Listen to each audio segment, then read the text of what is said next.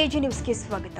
ಪೆನ್ನರ್ ನದಿ ನೀರು ಹಾಗೂ ಕೋಲಾರ ಭಾಗದಿಂದ ತಮಿಳುನಾಡಿನ ಕಡೆಗೆ ಹರಿಯುವ ನೀರಿನ ವಿವಾದದ ಕುರಿತು ಕೇಂದ್ರ ಜಲಶಕ್ತಿ ಸಚಿವರ ಜೊತೆ ಚರ್ಚೆ ಮಾಡಲು ದೆಹಲಿಗೆ ಭೇಟಿ ನೀಡಲಾಗುತ್ತಿದೆ ಎಂದು ಡಿಸಿಎಂ ಡಿಕೆ ಶಿವಕುಮಾರ್ ಹೇಳಿದ್ದಾರೆ.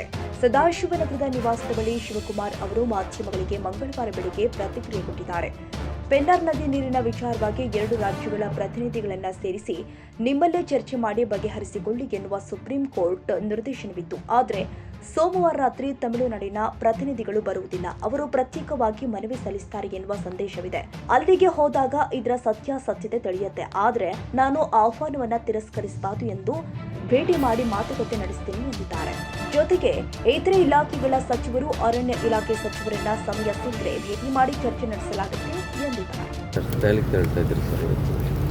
ಅದೇ ಇವತ್ತು central minister Pennar river Kolar ಸಂಬಂಧಪಟ್ಟಂತೆ ಆ ಭಾಗದಲ್ಲಿ ಏನು ನೀರು ತಮಿಳುನಾಡು ಇರ್ತದೆ ಅದು ಕೋರ್ಟಲ್ಲಿ, ಸುಪ್ರೀಂ ಕೋರ್ಟಲ್ಲಿ ನೆಗೋಸಿಯೇಷನ್ ಮಾಡಿ ಅಂತ ಹೇಳ್ಬಿಟ್ಟು ಆದೇಶ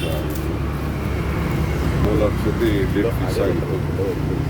ನಾವು ರಿಕ್ವೆಸ್ಟ್ ಮಾಡ್ಕೊಂಡಿದ್ದು ಈಗ ಫೈನಲ್ ಕೋರ್ಟ್ ಹೇಳಿದ್ದಾರೆ, ಇದೊಂದು ಫೈನಲ್ ಸೆಟಲ್ಮೆಂಟ್ ಮಾಡಿ ನಮ್ಮ ಇದೆ ಅಂತ ಹೇಳಿದ್ದಾರೆ. ಸೊ ಅದಕ್ಕೆ ಟೈಮ್ ಫಿಕ್ಸ್ ಮಾಡಿದ್ದು ಹೋಗಿದ್ವಿ. ಬಟ್ ನನಗೆ ಮಧ್ಯರಾತ್ರಿ ಒಂದು ಮೆಸೇಜ್ ಬಂದಿದೆ, ಅವ್ರು ತಮಿಳುನಾಡೋರನ್ನ ಸಪ್ರೇಟಾಗಿ ಮೀಟ್ ಮಾಡ್ತೀವಿ ಅಂತ ಹೇಳೋದು ಹೋಗ್ತಾ ಇದೆ. ಎಷ್ಟು ಜನ ಕೂಡ ನನಗೆ ಗೊತ್ತಿಲ್ಲ, ಬಟ್ ನಾನಂತೂ ಹೋಗ್ತಾ ಇದ್ದೀನಿ. ಯಾಕಂದರೆ ಆಹ್ವಾನ ಬಂದಿರೋದ್ರಿಂದ ನಾವು ತಿರಸ್ಕಾರ ಮಾಡುತ್ತಿಲ್ಲ ಅನ್ನೋ ದೃಷ್ಟಿಯಿಂದ ನಾವು ಹೋಗ್ತಾ ಇದ್ದೀನಿ. ಹೋಗ್ಬಿಟ್ಟು ಹಾಗೆ ಬೇರೆ ಕೆಲವು ಮಿನಿಸ್ಟರ್ಸ್ಗೂ ಕೂಡ ಕಲಿತೆ ಫಾರೆಸ್ಟ್ ಇಲಾಖೆ ಸಂಬಂಧ ಟೈಮ್ ಸಿಕ್ಕಿದ್ರೆ ಅವ್ರನ್ನ ಭೇಟಿ ಮಾಡ್ತೀನಿ. ಸರ್, ನಿನ್ನೆ ಕಾಮಗಾರಿ ವೇಳೆ ರಸ್ತೆಯಲ್ಲಿ ಕಂಬ ಬಿದ್ದು 2 ಮಹಿಳೆಯರು ಡೆತ್ ಆಗಿದ್ದಾರೆ ಅಂತ ವಿಚಾರ, ಅದ್ರ ಬಗ್ಗೆ ಕೆಲವು ಸಂದರ್ಭದಲ್ಲಿ ಆಕ್ಸಿಡೆಂಟ್ ಅನ್ನೋದೇ ಇವಾಗ್ತದೆ. ಮುಂಜಾಗ್ರತವಾಗಿ ಅಂಥ ಕ್ರಮವನ್ನು ಕೈಗೊಳ್ಳುವಂಥ ವ್ಯವಸ್ಥೆಯನ್ನು ಮಾಡ್ತೀವಿ. ಕನ್ನಡಿಗರ ಮೆಚ್ಚಿನ ನಿಮ್ಮ ಎಜೆ 24/7 ನ್ಯೂಸ್ ಕನ್ನಡ ವಾಹಿನಿ ಇದೀಗ ಟಿವಿಯಲ್ಲಿ ಲಭ್ಯ. ಈ ವೇಳೆ ನೋಟಿಸ್ ಕೊಟ್ಟಿದ್ರೆ ವಾಪಸ್ ತಗೋತೀವಿ. ಇವತ್ತು ವಕ್ಫ್ ಪ್ರಾಪರ್ಟಿ ಅಂತೇಳಿ ಬರ್ತದೆ ಅಂತ ಹೇಳಿದ್ರೆ ರೈತರು ಬೀದಿಗೆ ಬಂದ್ರೆ ಏನ್ ಮಾಡ್ಬೇಕಾಗತ್ತೆ? ಯಾರು ವೋಟ್ ಹಾಕಿಲ್ಲ ಅಂದ್ರೆ ಗ್ಯಾರಂಟಿನೆಲ್ಲ ಸ್ಟಾಪ್ ಮಾಡ್ಬಿಡ್ತೀವಿ.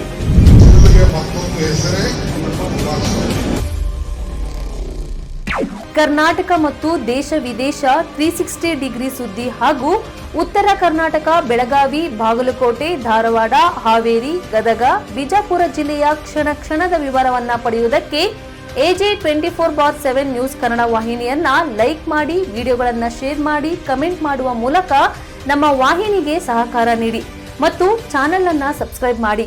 ಧನ್ಯವಾದಗಳು.